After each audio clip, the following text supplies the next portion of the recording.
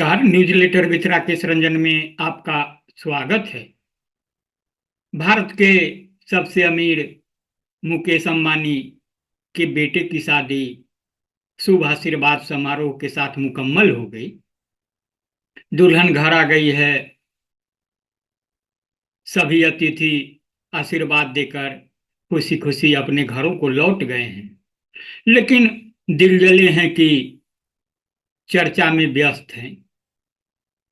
माना कि शादी का जो कार्यक्रम था वह बहुत लंबा चला। इस दौरान मीडिया में सुर्खियां बनी रही, लेकिन अब जब सब कुछ मुकम्मल हो गया है तो फिर चर्चा की कोई बात नहीं।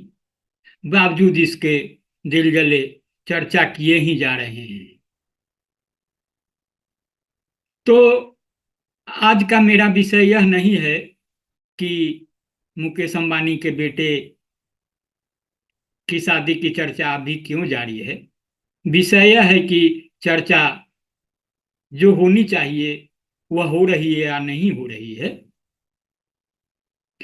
कहा जा रहा है कि अंबानी ने बेटे की शादी में 5,000 करोड़ खर्च किए। इतनी चर्चा है तो किया होगा।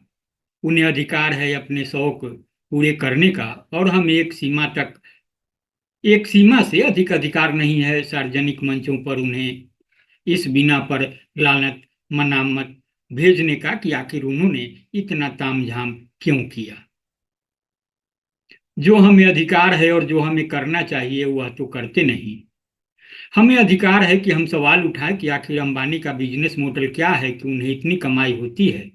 सरकार की आर्थिक नीतियों से उनका क्या और कितना दखल है।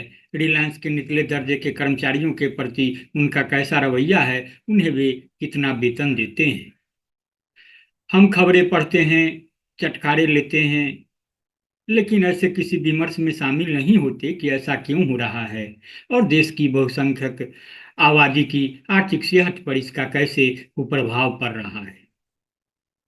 अंबानी और अडानी जैसों के पसरते ही जाते आर्थिक साम्राज्य की पृष्ठभूमि में सत्ता और कारपोरेट का जो निक्सस अपना खेल कर रहा है उस पर विमर्श होना चाहिए, न कि इस बात पर कि अपने बेटे की शादी में उन्होंने किस तरह ऐश्वर्य का प्रदर्शन किया। बाजारवाद के दौर में कहावत बहुत आम है कि पैसा बोलता है, तो अंबानी का पैसा बोल रहा है। और हमारे कानों में ऐसी ध्वनियां गूंज रही है कि बेटे की बारात में शामिल सम्माननीय अतिथियों को उन्होंने कितने करोड़ की घड़ी उपहार में दी, रिहाना को नाचने के कितने पैसे दिए, सितारों को खाना परोसने के एवज में क्या दिया। सामंतवाद के दौर में छोटे बड़े सामंत और राजे महाराजे अपने बेटे बेटियों की शादी को किस तरह उत्सव का रूप देते थे और किस तरह जनता से लूटे गए धन को पानी की तरह बहाते थे, यह लोक श्रुतियों और इतिहास की कहानियों में हम पढ़ते सुनते रहे हैं। पहले भी सार्वजनिक शोषण से प्राप्त अकूत धन से ही सामंत लोग ऐश करते थे और आज भी वही कहानी है। अंतर यही है कि आज सामंत की जगह कारपोरेट घराने हैं। पटना यूनिवर्सिटी में एसोसिएट प्रोफेसर है हेमंत झा। उनका विश्लेषण है, 100 साल पहले भारत के किसी इलाके का नवाब या छोटा मोटा राजा कुछ दिनों के लिए दिल्ली आया था तो उसके साथ उसका मन बहलाने के लिए 137 पालतू कुत्ते और बिल्ली, तफरीह के लिए कई घोड़े, 1 दर्जन रानियां, 40,000 दासियां, 150 सेवक आदि आए थे। सुनकर कितना अजीब लगता है ना।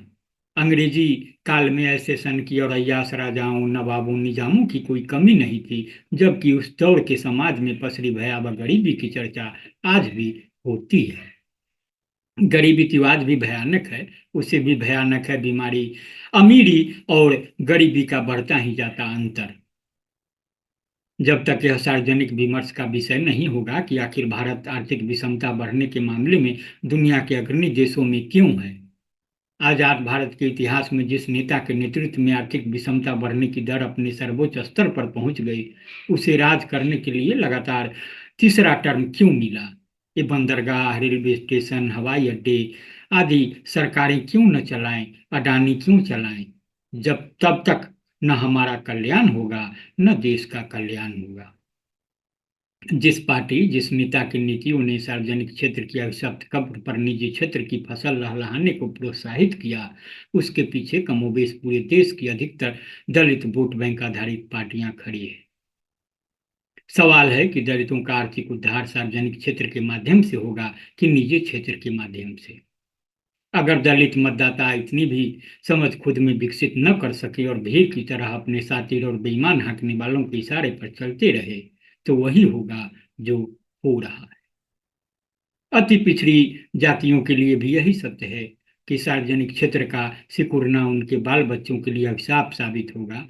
लेकिन हिंदी पट्टी की अति पिछड़ी जातियों के नेताओं का राजनीतिक रुझान क्या है, यह कोई छोटी बात नहीं है।